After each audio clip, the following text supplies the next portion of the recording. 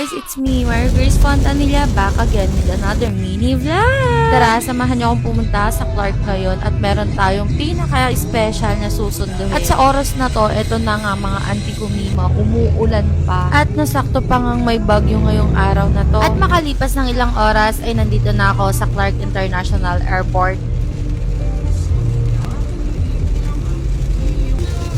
Alam nyo ba mga auntie kumima, habang patagal ng patagal, palapit ng palapit yung oras, mas lalong lumalakas naman yung ulan. So after makapasok dito sa airport ay naghanap na din ng pagpaparkingan. At tignan nyo naman sa point na to ay sobrang lakas na ng ulan talaga. Eto na nga yung nakakatawa dito. Pumunta kami ng airport tapos wala kaming kadaladalang payo. By the way, yung kasama ko pala dito ay si Kuya John Paul at saka si Ate Mona. At habang naghihintay kami ng oras, ayun na nga, nag-TikTok pa nga kami. By the way, nakita nyo na sila sa aking vlog na pumunta kami ng Dingalan.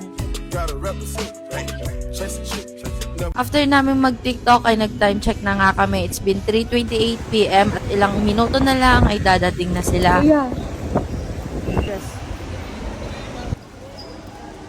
At dito sa part na to ay gagayak na kami sa waiting area. At mamaya-maya ay magkikita-kita na din kami.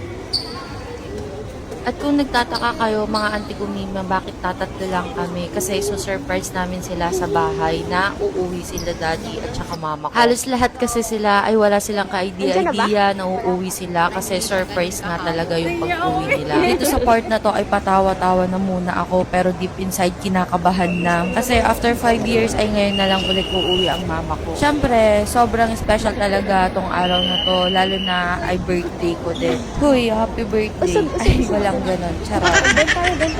Doon tayo.